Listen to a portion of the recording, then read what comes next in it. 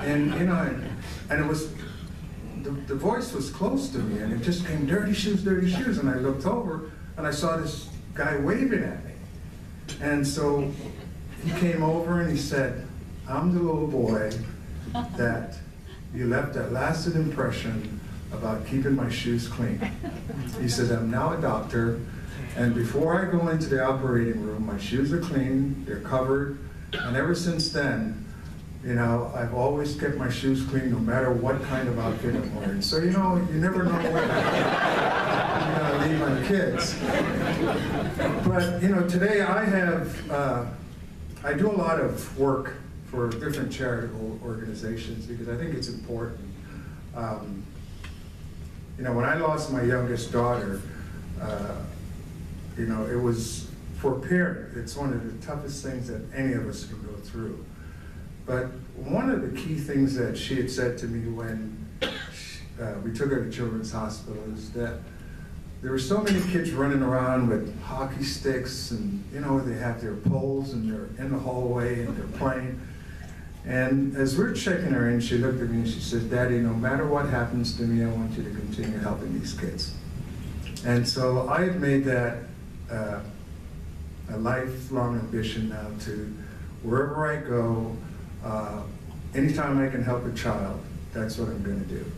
So I've really gotten myself involved in the Leukemia Lymphoma Society and the American Cancer Society, and we do different things during the course of the year.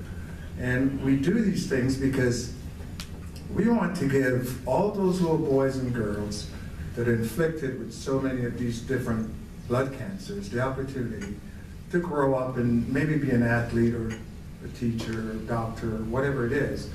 We want to give them that opportunity because they all have dreams, just like I had a dream as a youngster growing up in Panama to one day come to this country and be a Major League Baseball player.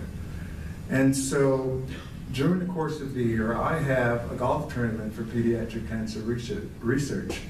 And I also do a walk in California at the stadium for Leukemia Lymphoma Society. And when we started this walk out, we had, I think there was like 2,000 people. The last 5 years, it has gone up to now 8,000 people.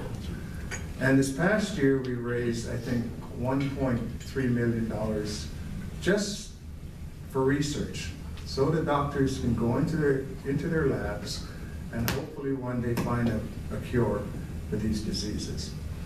Well, we started it also here in Minneapolis, and the first year it was, you know, real small. Last year we did it again at the stadium. The Twins allowed us to use the stadium, and it entails the fans walking through the stadium and getting a look of the stadium and having their pictures up on the scoreboard.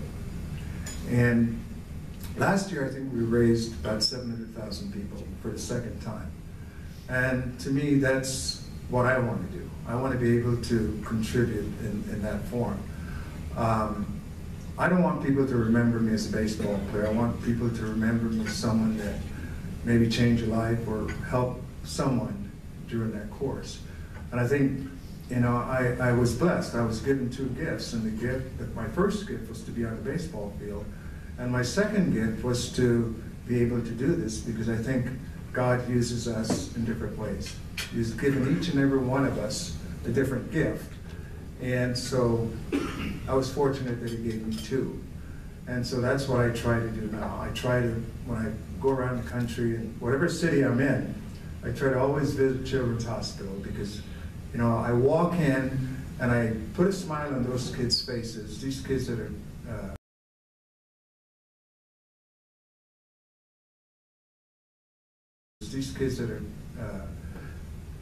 down with leukemia or any kind of different cancer. And you put a smile on their faces and it's worth more than $1 million. And to me, that's what's important. I think all of us in this room has been touched by a friend or a relative that has gone through this. And we understand what it is to keep our friends and our loved ones smiling. So it's very important to me, and I hope that until the day I die that I can do what my daughter wanted me to do and hopefully help people as much as I can. So I know that the Rotary organization does so much for so many people.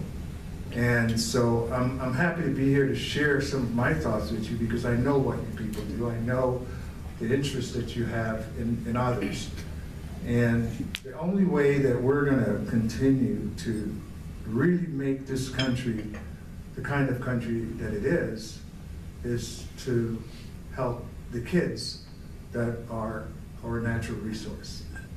And that's important, because they're the ones that are going to grow up, and they're the ones that are going to run this country, change laws, and do different things. So that's why I'm glad I'm here to be able to share a few words with you guys, and to let you know that baseball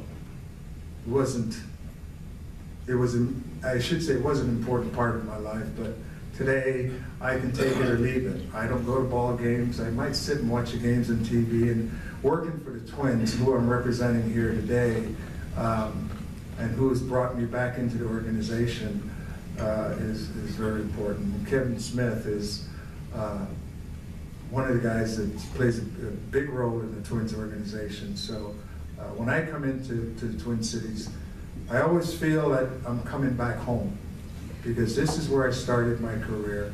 And when I left here in 1979, it was one of the hardest moves for me to make.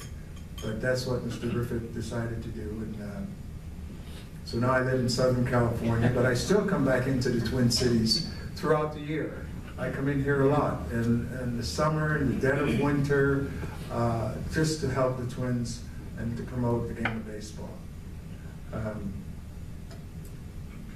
As I said, you know, it touches my heart when I can look at a young person, like I look at these young men here and these young ladies, and to see that I know that one day they're going to do something great for this country. They're going to do something that's going to continue to let this country blossom the way it has. And hopefully, you know, they can take away from today what all of us in this room, is trying to do and continue to do. And that's to help others, because God gave each and every one of us life. And I know that one day when I get to heaven, that He's going to let me in, not for what I do on the baseball field, but for the difference that I've made in the life of a child. And I think that's what's important. And you know, I go out and I speak to a lot of young kids. I go to prisons and I talk to some of the young kids that are in prison. And the one thing that I really stress to these kids is that you can't walk in the footsteps of others, that you have to walk in your own footsteps. You have to walk in your own footsteps so you can pave the way for yourself to go on and be a good person, because that's what Mom and Dad wants.